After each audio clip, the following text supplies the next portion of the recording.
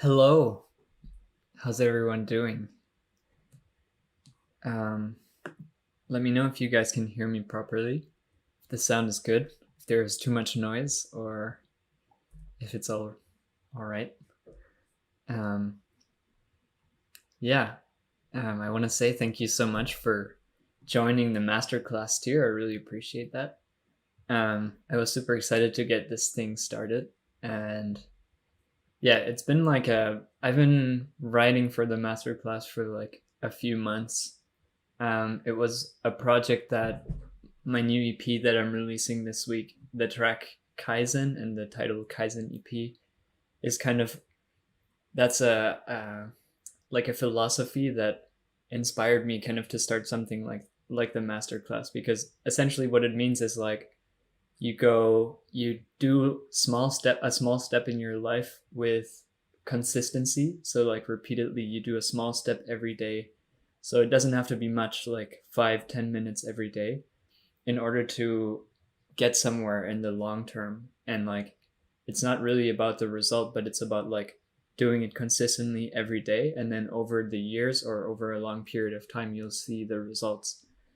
And so when I heard about that theory, I was thinking, how could I apply that? And I've been enjoying teaching you guys on Patreon so much and doing like the one-on-one lessons and stuff like that.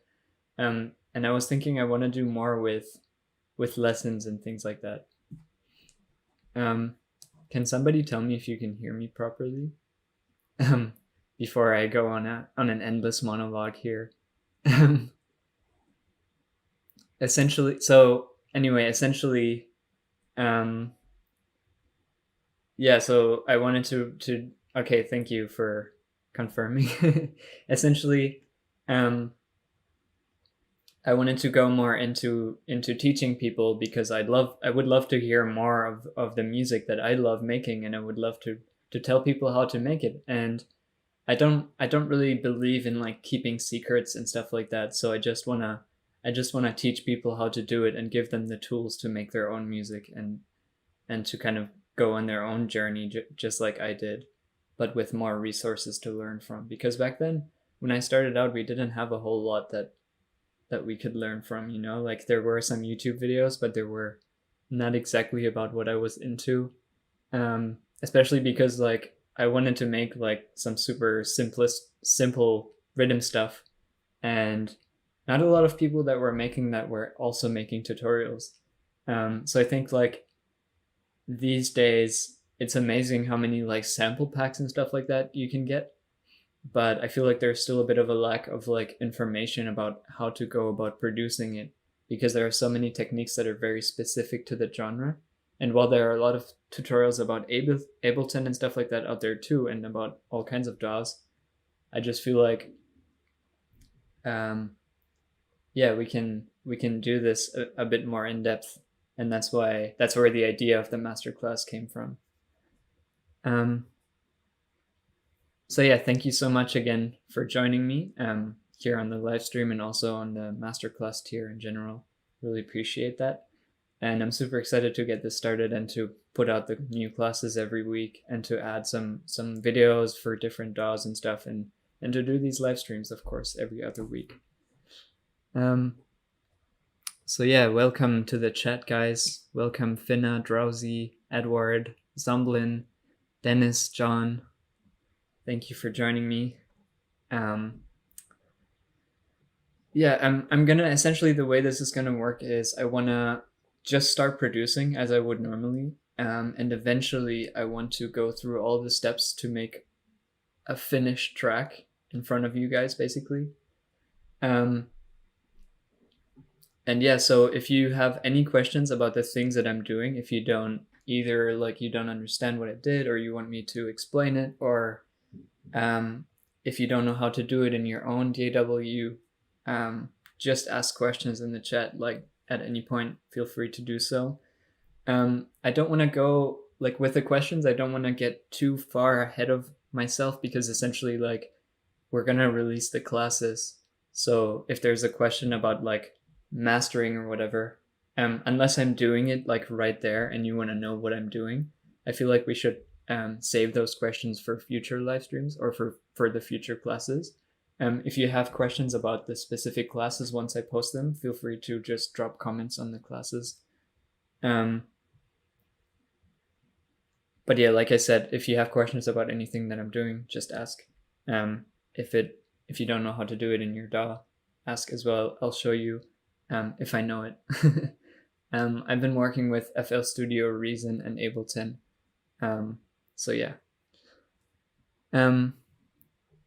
Welcome Ketsuga as well, and Suga. Interesting that you both have the same similar names and have a message right there after each other. Anyway, the next class is number 7 to 10. So I'm putting out one class every week. So this class, the next one is going to be project efficiency and organization. That's coming out on Thursday. So this Thursday, which is tomorrow. And then next week, I'm going to put out another one. And then each week there's going to be a new one. So yeah, for now, we're going to do Ableton today. And also Reason, because I love using the Reason rack for sound design. But you should be able to do most of these things in any DAW. Later on, I also want to work in FL a bit for those of you that are in FL. If you could, in the chat, let me know which DAW you use, so that maybe I'm going to also make a poll or something like that in the future, because I'm curious about like who or how many people use the different DAWs. Yeah, I would say let's jump in then. I'm gonna see if there are any questions. Always on Thursday. Not really always on Thursday. I'm thinking it's probably gonna be Wednesday, Thursday, or Friday, depending on my schedule that week. Yeah. How can I get Reason for cheap? It's so expensive. There isn't really a way. It's just, I guess it's just what it is. Yeah, I'm sorry. So here we have Reason, FL Studio, Ableton, FL, Ableton. All right, that's awesome.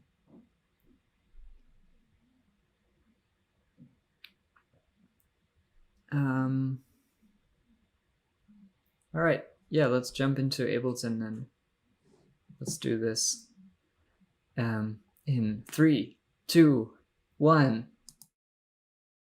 Wrong. That was the wrong one. That was my bad.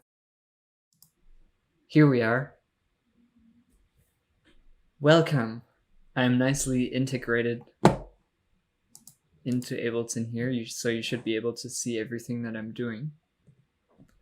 I'm gonna wear my headphones. These are the Beyerdynamics DT 770 Pro, the 80 ohm version, and I'm running these into a Focusrite Solo 3rd gen interface. So yeah, these are relatively cheap headphones, and I'm also using the Sonarworks headphone edition from that I also talked about in that class about equipment. How's the treble on those headphones? I think it's pretty good, especially with the Sonarworks headphones. I can show you the Sonarworks thing too. Essentially what it does here is it adjusts an EQ, like it adds an EQ curve on the headphones to kind of like flatten out the like peaks here and to make them sound more flat overall. So it kind of boosts the bass here a bit. And there's this like dip here. So this is essentially the EQ curve that it applies. There's this like dip here that it has to bring out, and then over here there's like a pretty sharp thing a pretty sharp like dip normally that it kind of boosts back out. So yeah, I also applied a bit of a bass boost because I thought that these headphones don't have as much bass as I would like. So I was like listening to some tracks that I like and kind of decided to bring out the bass a little bit and to reduce the high end just slightly as well. Well, it's like a tilt curve. Actually, it brings out the high end so that, yeah, as you can see here, when I apply the tilt thing, it boosts the high end slightly, actually. So yeah, overall, just a slight bass boost, and the high end is out some more. Anyway,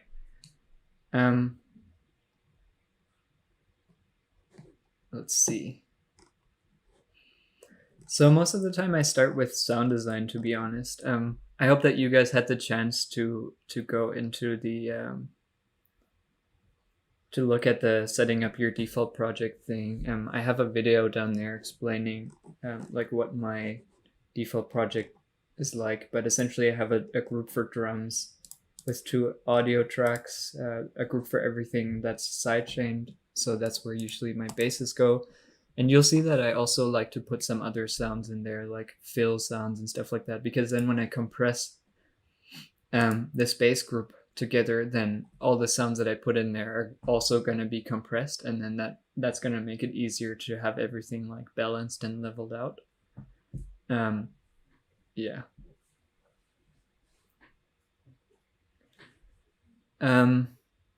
Let's see. How much do you pay for it? For what? Get the intro version of Reason for 100. You can use Reason Rack in your DAW with it. Yeah, it's true. They have a light version of Reason, like an intro version, but it doesn't come with Maelstrom, and Maelstrom is one of my favorite synthesizers. And then also there's Grain, which is another great synth. Sonarworks, it's like, I think the headphone edition is like $100. I don't think they have a subscription model, but yeah. So I'm thinking I'm probably just gonna start with Serum in this session, because I assume that more of you have that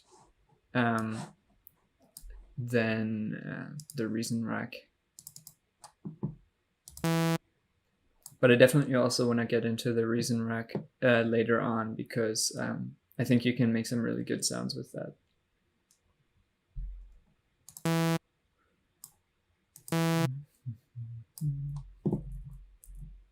I was a little bit nervous about starting the stream, and when I'm nervous, I'm always shaking, like freezing and shaking at the same time. So I'm gonna be a little bit clumsy until I get more comfortable with this whole new situation, but we'll figure it out. We'll figure it out.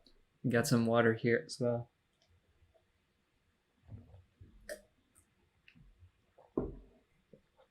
All right. So I'm just gonna put some basic LFO on this. And a lot of what I'm gonna be doing is like literally experimenting with sounds and settings and stuff. So like sometimes I'm gonna be playing with like small settings for quite a while to dial them in and get just the right setting, because I want to make this very much like as I would produce on my own. Except that I'm also going to be talking, which I don't usually do when I'm on my own, but yeah. Thank you, Ketsuga. I appreciate that. All right, so let's do this. In terms of LFO shapes, I'm going to talk about this in the bass sound design class quite a lot too, but essentially I'd like to start with like a really basic curve, like something like that.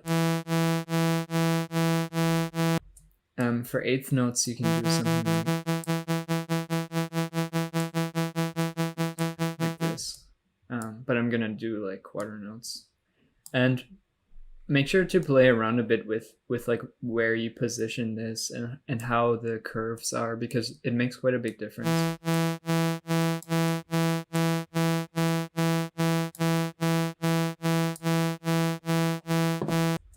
All right. One cool technique that I show quite a lot whenever I do lessons too is I'm going to start with this square, detune that with some unison,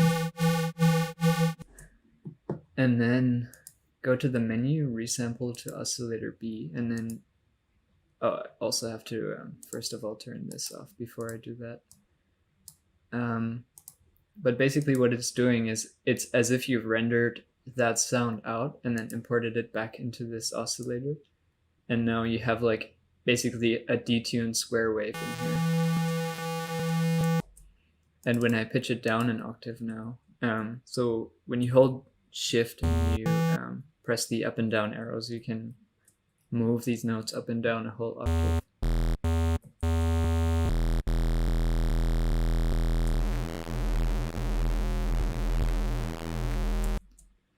Did you say there was a stock synthesizer in Ableton if you don't have Serum yet? Yes, there is one that is actually really great. It's called Wavetable.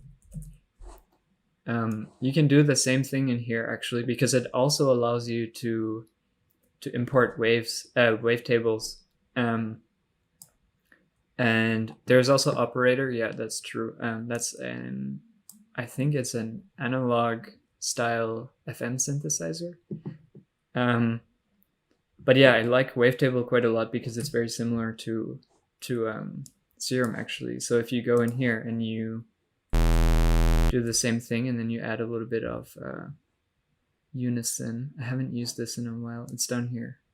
Classic 4 voices or something. Gonna make this note a bit longer. And then if you render this out into a new audio channel, so to do that, what you do is you make a blank audio channel, and as the input, you select here, I'm gonna select the wavetable, which is this one, and then you arm it, and you just press record. Then you basically have this resampled in here. And then what you can do to like trim this bit off is you just right click it, crop. And then you can drag that onto Wavetable. And now you basically have this like resampled in here. And then I'm gonna turn the unison back off, of course. Off, of course.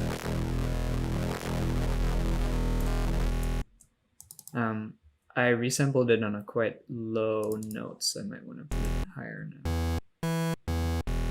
Actually, no. But yeah, you can get like a very similar sound this way. How long is it live? It's going to be around an hour. Right. Actually, if I resampled this on a higher note, I could probably get a better result. If I resampled it on like maybe a C2 or something. And turn this back on.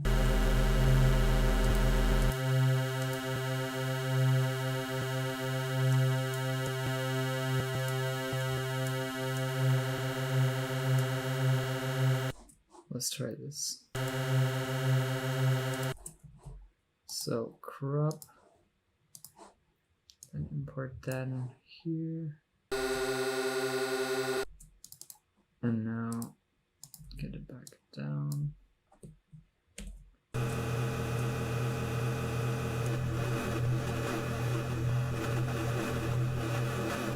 Pretty interesting. I think I did like it more before. Anyways, let's go back to Serum. Right, so now I have this wavetable here.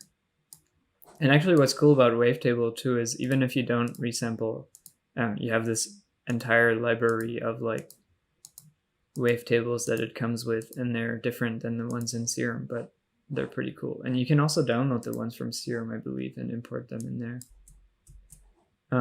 Anyway, if we just have like some small movement here like that.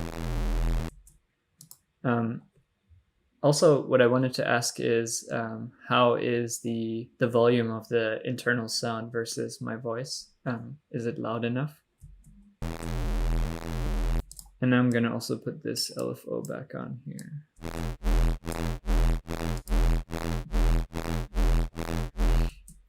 And something that I like to do pretty early on is to put a bunch of compression on these sounds so that like the volume is like balanced out, and it kind of like reduces the peaks and just like kind of cuts everything off and brings out the volume of the lower sounds. Okay, the sound levels are good. Thank you for confirming. So what I've been using like all the time is basically a modification of the OTT preset. I called it OTT downward, but if you compare it to the real OTT, what I did was I went into the B section over here and I reset all of these controls, because essentially the way that OTT works is it brings all the loud sounds down and everything quiet up, and that's why you often get like ugly artifacts and stuff like that, because it tries to just bring everything quiet out a lot, so it brings out like all the ugly noise and the bits and stuff from the tail and whatnot, and some effects like get you some weird artifacts. So if you turn all the B stuff off, turn the time to 100% and the amount down so that it's kind of blended with the original sound, then that works really well to like flatten out sounds. So this is essentially that now. And the output is turned up a bit too, to like 9 dBs.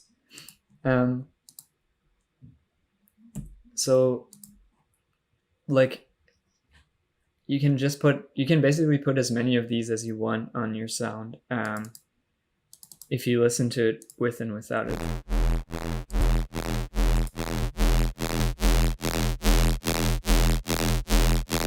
Like it never really gets ugly as it does when you just put like the normal OTT on it.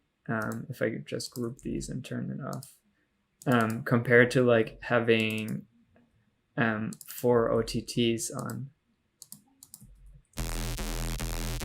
It sounds like very flat and it lost a lot of its energy, whereas this one, it still has that, like it still has all the sub, it still has all the flow and stuff, but it's kind of just more flattened out and louder.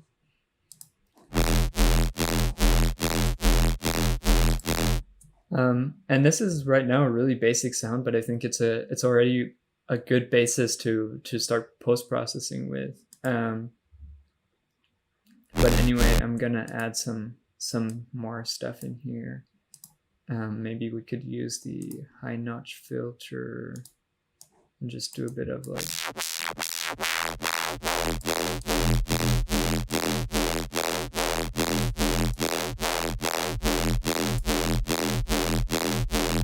bit of that. We could add some filtering.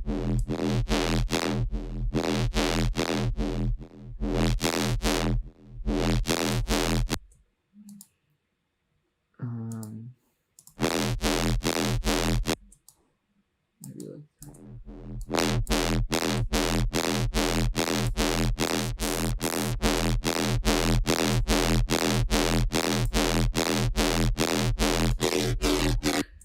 I don't really like adding too much of this because it makes sounds very wide, but I like to keep it mono for as long as I can, and then just add a bit of stereo information like towards the end of the chain.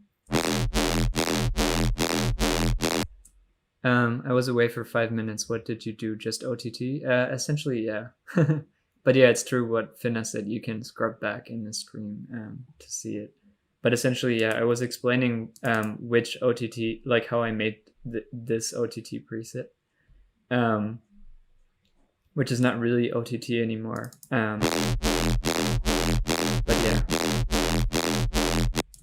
yeah. What's pretty cool, I want to make sure that this has no sub,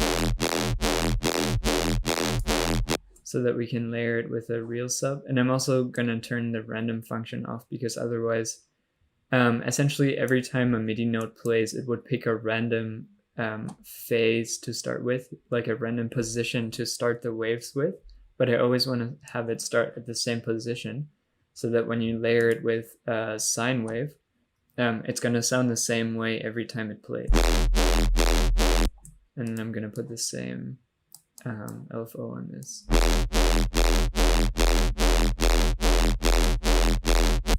Oh, don't be sorry for asking questions. Like, you can ask questions at any time. Seriously, I don't mind. It's even encouraged. Anyway, so now that we have like the sub together with the this like the other sound, I mean, we can distort both of them together a bit, and oftentimes you get like a pretty cool sound with that. I personally like to use Saturn 2 for distortion. I also like the Ableton Saturator a lot. But what's cool with this is that you can separate the bands and distort them differently.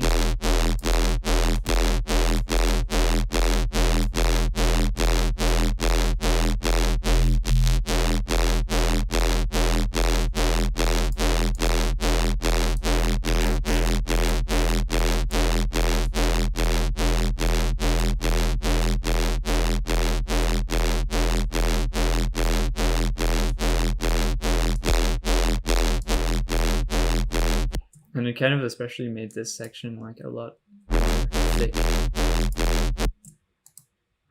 What I also want to do here is to add a bit of a modulation on the pitch.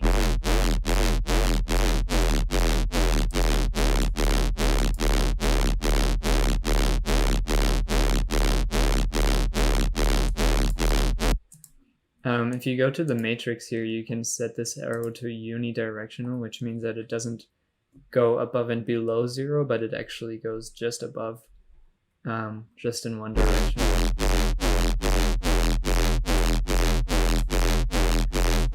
The issue is that now it's only on this, but it's not actually on the sub, and I like it a lot when the sub kind of has a bit of a ramp, makes it more interesting. I'm going to talk about that in the sound design class. When it comes to how to make subs, but essentially I think what we can do is to link it to the global master tuning.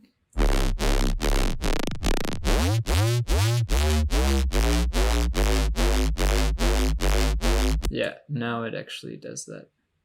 Shift option and click also changes unipolar and bipolar. Let's try that. Interesting. Shift option, click. Oh, nice. Thank you, Finna. You're the shortcut master. Just because you also told me about the shortcut with the adding a lane for every modulated parameter or automated parameter.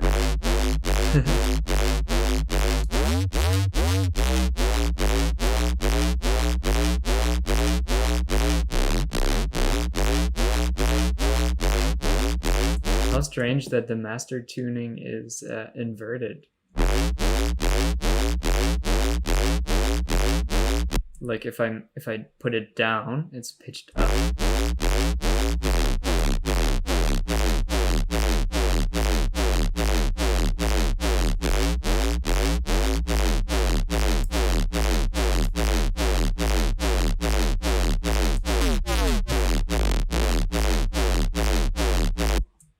So let's do some post-processing. I want to use the vocoder probably before the OTT on external, no, on modulator.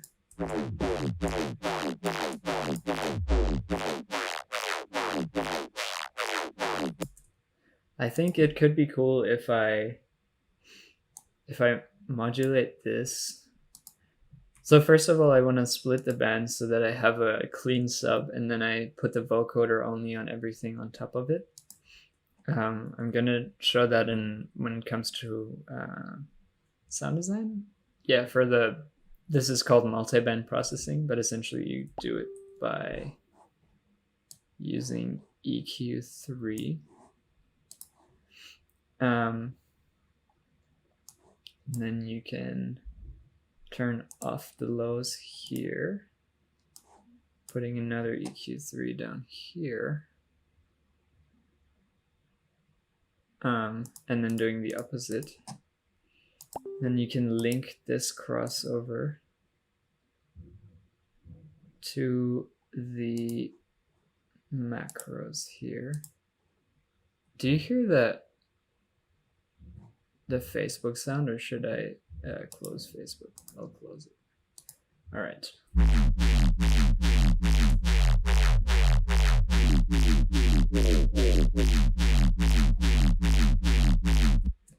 Your preset in the most recent Disciple pack was fun to mess with. Which preset? Did I put a preset? Maybe the bass sound? Actually, I can't get it. How to use Master Tune in Serum. So if you go to Matrix, you can click on this button, like the destination, and then you go to Global and you have Master Tune in there. Does that explain it? A Serum preset. I don't even remember that I've put a Serum preset in there, but that's awesome.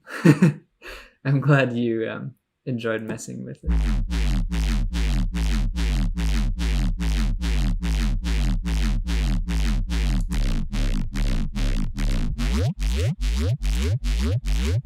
Oh wait, it wasn't inverted.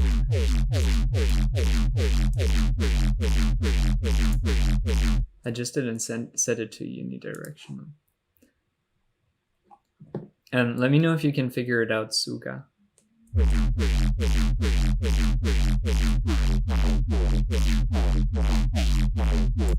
So now maybe we could modulate this one.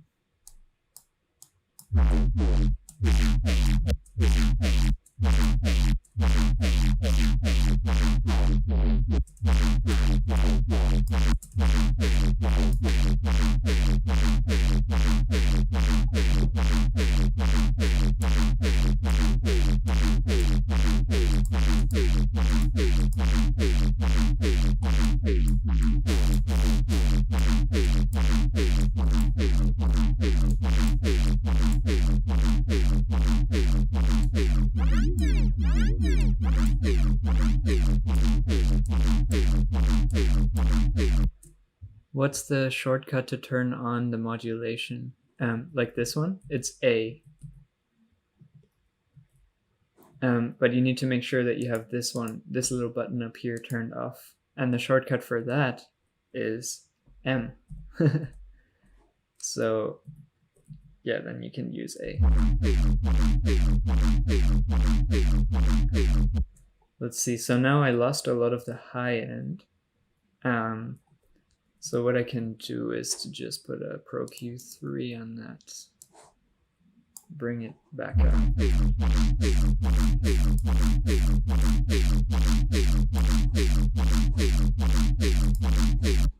And at the very end of the chain, either there or in the bass group. Actually, I'm going to move these OTTs up to the bass group, and then I'm going to put some reverb on that.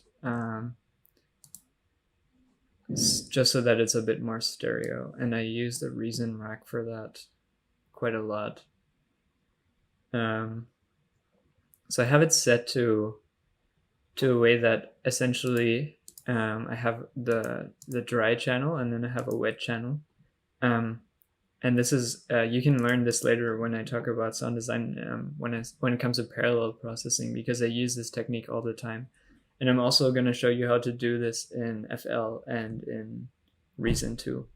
I have videos for that. So essentially I have the reverb on 100% in a chain.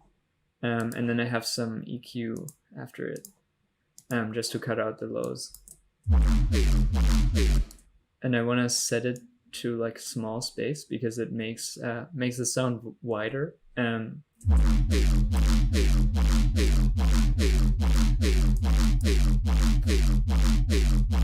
I just realized that the whole time I've only had one headphone on my ear for some reason.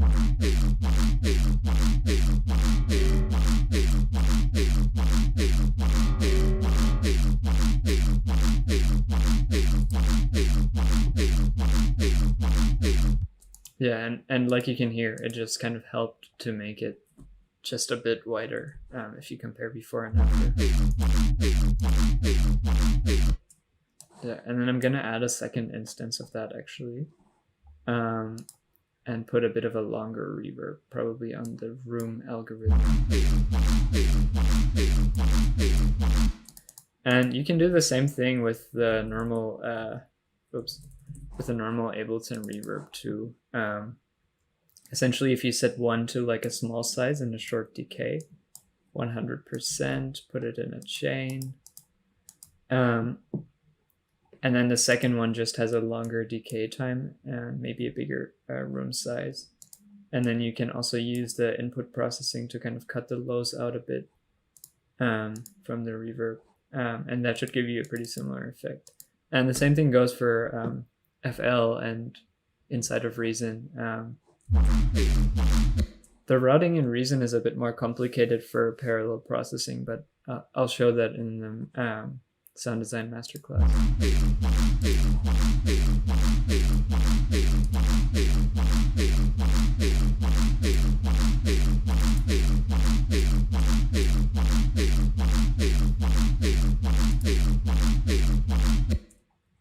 Okay, now maybe I want some more of this one here.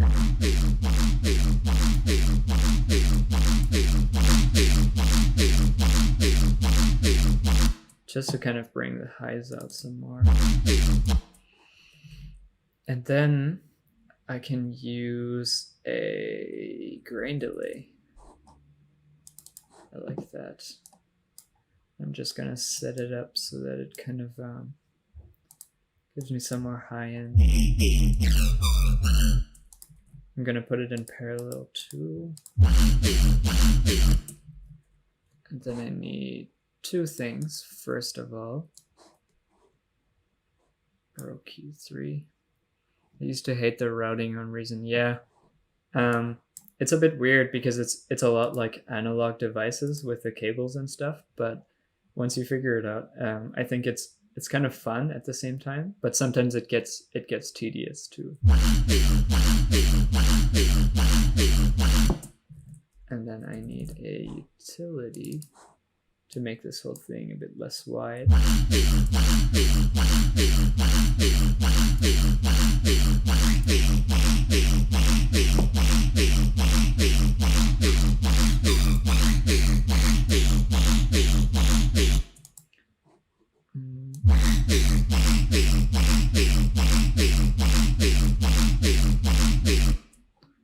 All right. Can you explain again why you use a chain on almost each effect? Yes, because essentially I want the dry signal to be unaffected. So as this has a good amount of bass, I want it to stay that way, but I just essentially want to layer something on top of it. So in this case, I've put the grain delay, because if I just put the grain delay without the dry effect, then it would sound like this. And it's like too intense and I lose a lot of the frequencies. So that's why if I put it in a chain and I layer the two together, it sounds so much better. Trying to do school and this at the same time is impossible. Yeah, I bet. I moved the OTT after this. I should call this aggressive compression or something, because OTT might be misleading.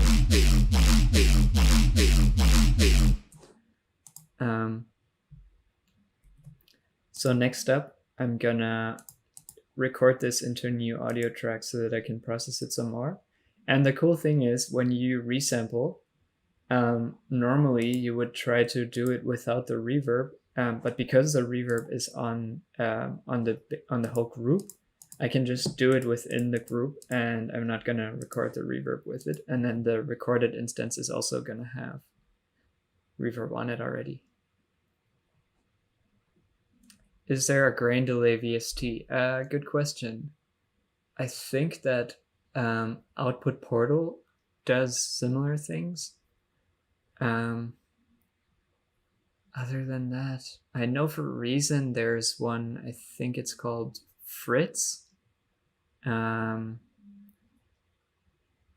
don't know if there's one like another VST, because Output Portal is not the cheapest. You can get it with a subscription on Splice, but I don't know if it's worth it. But yeah, other than that, what you could use in FL or Reason would be to get a pitch shifter, like for example the kilohertz pitch shifter. And it can do something similar where you can like shift up the frequencies and then layer that shifted up version together with the original sound. So now I'm gonna record this. And I'm gonna right click and crop it again. So now that it comes to the point where I kind of want to mess with the flow a bit more, I'll put some drums up here, something really basic just to get the idea, and then I can keep working on those drums later on. So the packs that I've been checking out lately from Splice, the ones that I liked especially were, I got the Too Good pack. That one was pretty sick. That's not on Splice though. The Spicy Rhythm drums were really good. There are quite a few like really good drum samples in there too. So I think I'm just gonna use those drum one shots. And then what does the crop option do to the rendered audio? It basically just makes it shorter. Like if it's like longer like this, and you select a section and you crop it, then now this doesn't contain. Oh, usually. Why does it still contain it? Oh yeah, now it doesn't. So now it doesn't contain the rest of the information, but it's actually just as long as like this. Because usually when you just cut it here, then you still have the information from the rest of the recording. But I want it just to be as long as that. So that's why I cropped it. The kilohertz monthly subscription is really nice. Faceplant along with like 15 of their plugins for $10. Yeah, it's really sick. I love it, and I use their stuff, especially the disperser. I use that like all the time. I should actually probably put that on here because it is fire. I'm gonna put it on the entire group, as I really like what it does to bass sounds.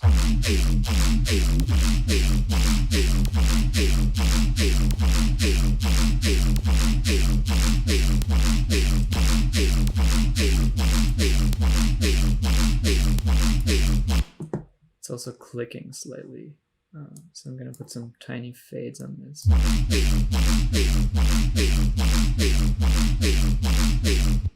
All right. If you run into issues with clicking often, you will.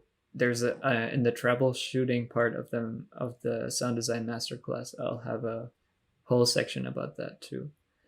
What does this disperser actually do to the information? Essentially, it's kind of like, it's weird because they didn't explain it super in detail on the website either, but it kind of inverts the phase of certain sounds.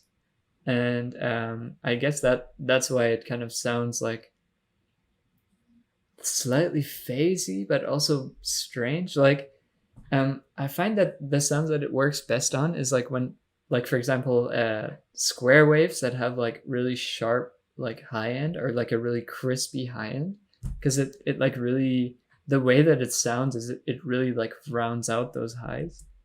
If you listen to this, like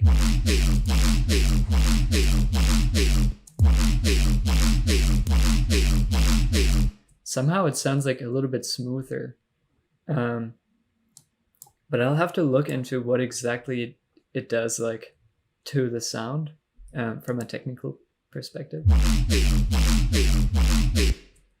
Do you use something free VSTs? I find that a lot of free VSTs don't work very well.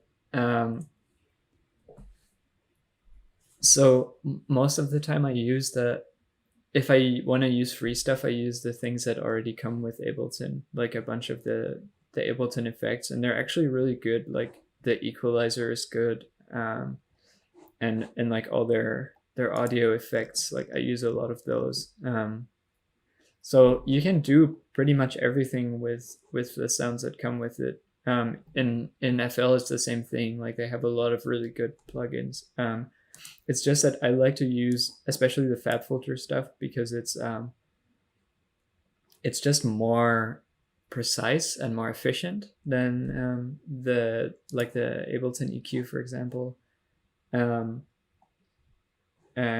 the Reason Rack plugin, because I love that there are a few like really cool creative synthesizers, and the Kilohearts stuff. Those are the main ones that I use.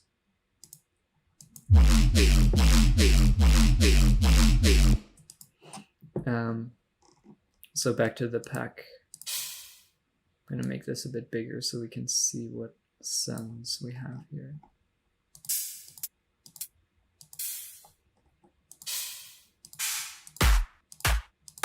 I feel like we could use this one and then cut out some of those clap sounds, but just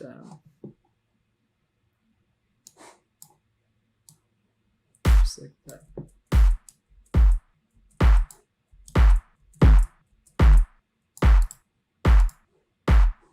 It still sounds too clappy to me.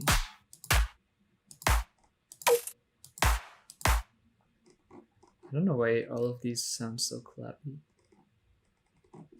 Let's see if there's more.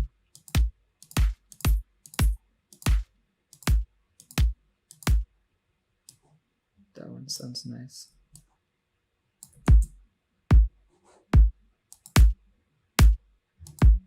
Still want to have a bit less high end.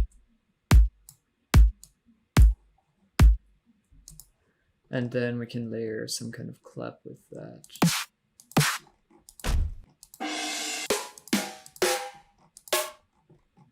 Snare, snare, snare, clap. We're gonna do this one, and then I can type in clap and just search for something. There's some in the Samplifier pack that sound quite good, so I'm just gonna layer a bunch of stuff together. When I look for things to layer, I like to sort of look for things that fill out the spectrum in a way. So like a clap is usually positioned from like 200 hertz upwards, so I want it to be like pretty flat across that range. So for example, if a sound has a lot of stuff going on like up here, and I try to listen to that without like needing the reference of the EQ, but you can use it, just look at like where it appears. Like you can see here where it's appearing. So if like the clap is kind of lacking in this area, then I like to layer it with a clap that has some more going on down there. And then the entire product together is going to form like one nice cohesive sound. And I also try to adjust the fade outs so that like they're all the same length, and then they kind of make one sound. Solo this. And I usually make them pretty short, and then I put some reverb on it to give it some tail. Let's see. I was wondering that too when I looked through that pack. How do you use a kick that is also a clap? I assume that maybe he meant it for this bit, like as a clap, just that it has a kick layer. But I don't know.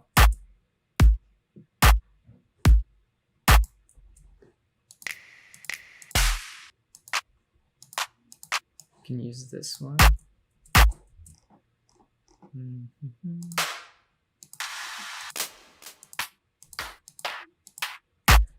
You can use pretty much any claps really, like just go and splice and type in clap, or type in your search. If you do Command F, it searches through everything, and you just type in clap, and you can probably find a whole bunch of stuff.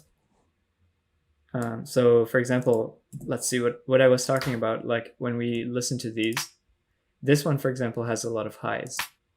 Like it's a very bright, sharp clap.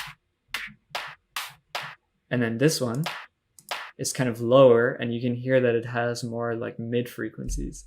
So that would be, for example, good to layer those two together. If I just layer these two, you can hear that like this. Like together, they really fill out the spectrum nicely. I can show you that. Like if you look at this, we would obviously cut away like all this, but it's gotten like a lot flatter from like the 200 to the 20K range. Compared to the individual sounds, where this one was, I think, the one with the highs. See, this one has a lot of information right here, and then this one kind of a bit lower, and then maybe we could layer it with something that has even more information here, or we could boost that with an EQ. Although in this range, it doesn't have to have too much going on. Anyway, that's just like the layering technique that I like to use. I'm gonna delete this actually. So now, if I ungroup these, we have all these layers stacked together, but because I shorten them all, and I'm also gonna group them just so that it's easier to see. It sounds like it's just one. Oh, this is solo, but it should sound like it's just one. Like very noisy, but nice clap. And now we can make it sound even more like it's just one by, first of all, utility and selecting left, so that makes it completely mono. Campbell says, just got in here, did you make the synth just now? Yes, I made this on the stream, but you can always, after this, I'll post the link to the stream, so you can go back and just watch it back. So making this mono already helped a lot. And then you can compress it a bit with either, again, like the OTT preset that I made. And that should help like flatten out the peaks a bit. And then I'm gonna put some reverb on it too, using the same thing. The same. And that's pretty nice. So now if we layer it back with the kick, we have like a pretty nice chunky clap. And then you should probably also cut everything below 200.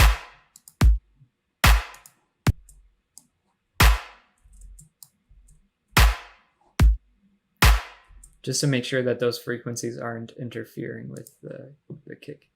The downward preset is basically everything here turned off. In the B section, everything is reset. I talked about that earlier too with the basses, because I use this quite a lot. All right, so what we can do to the kick too is to put a drum bus in Ableton. This is similar to if you work with FL. This is essentially just a bunch of plugins in one. So it has Drive, which is basically saturator. So you can use a distortion plugin in FL. You have Crunch, which is also some distortion. You have a compressor in here, which you have the Fruity compressor in FL. The dampening is basically just a low-pass filter. transients is so at what a transient is like the first little bit of a sound. So like this little attack sound here. And with the transient shaper, what you can do is you can turn those up or down. And what that does is it like increases the punch or the first little hit of the sound. It makes it louder. So if you use, for example, a kilohertz transient shaper or something, I don't think FL has one by default, but like if you just turn the attack up, then you can hear that it should now have like more of that first like click of the sound. And if I turn it down, it's softer. So that's what a transient shaper is. And I just saw that we're almost reaching the hour. So we're going to continue working on this in the next stream in 2 weeks. I'm not going to touch it until then because I kind of want to, on stream, turn this into a full track that sounds as a track would sound that I would put on a release or put out on Patreon. So that's the idea of these live streams. And what we can do with the drum busts is sort of like make it a bit thicker with the drive. And then you can also tune it to what your bass is on, what note your bass is on. And this would be a bit more, a transient processor in FL. I didn't know that was a thing. Anyway, this would be a bit more complicated to do with just VSTs, because you would essentially, what it does is it layers a sine wave underneath the kick. And you could do that with like Serum or Operator or any synthesizer, but you would have to do a little bit of like synthesizing work. So what you can do is just load up a basic shapes sine wave, and you can tune that to whichever note you want. So let's say E, and you just really just need like a very short hit. If I solo that right now, it's just like a little click, but then you would have to increase the release time. And then you can make it like as long as you want with that. Also increase the attack a bit. And then you pitch it down.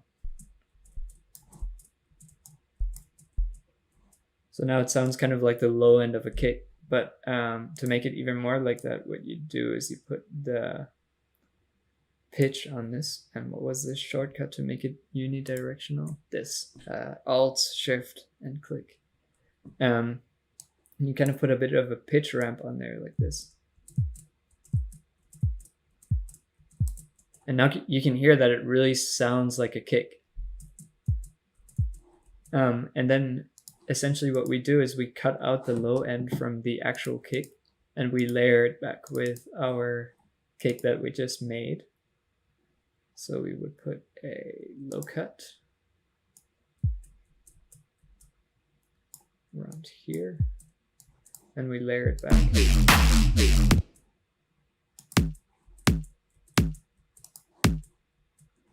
And we should bring the low end out a bit here with like a compressor.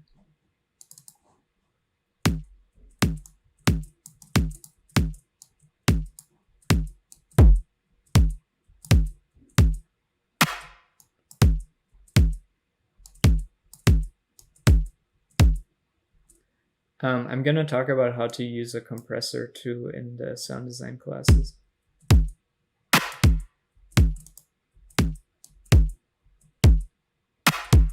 And yeah, now you essentially made your own low end for a kick, and you can tune it to whatever note you want.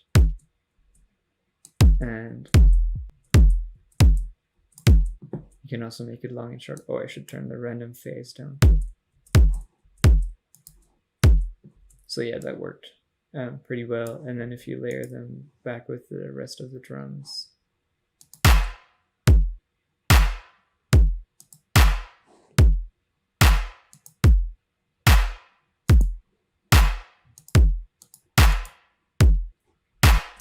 yeah, I hope that made sense.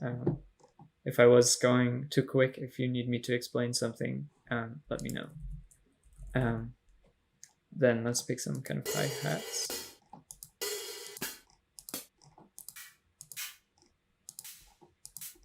These are some sounds that I made myself, but we also have like the Cohen sound is pretty nice. The Cohen sound pack. Like this one.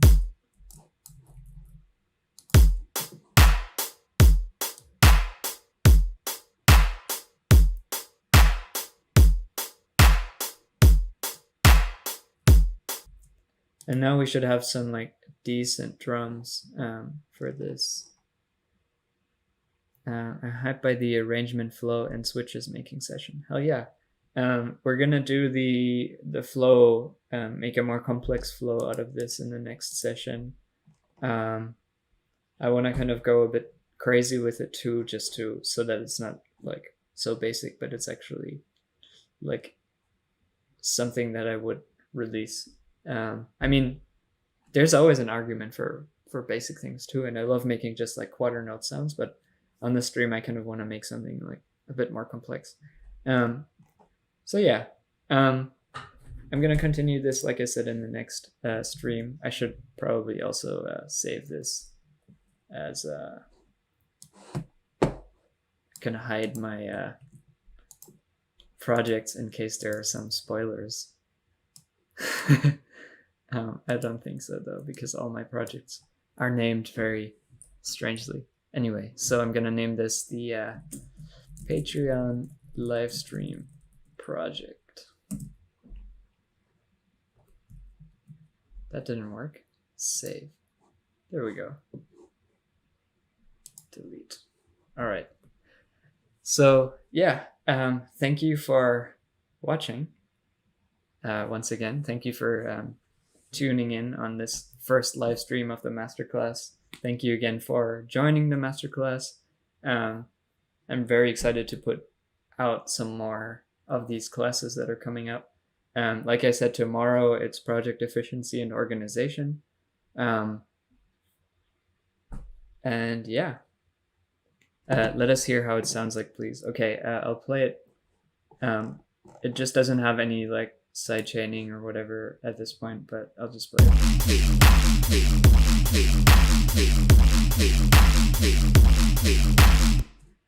Also, before we move on, I should actually mention that I should probably turn down all these sounds because it's clipping pretty heavily down. So just select all these channels together and then turn it down until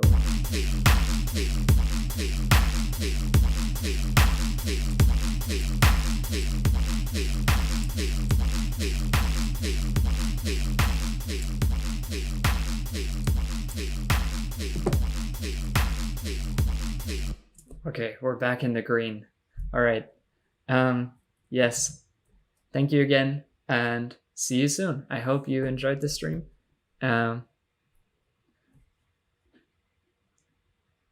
Goodbye.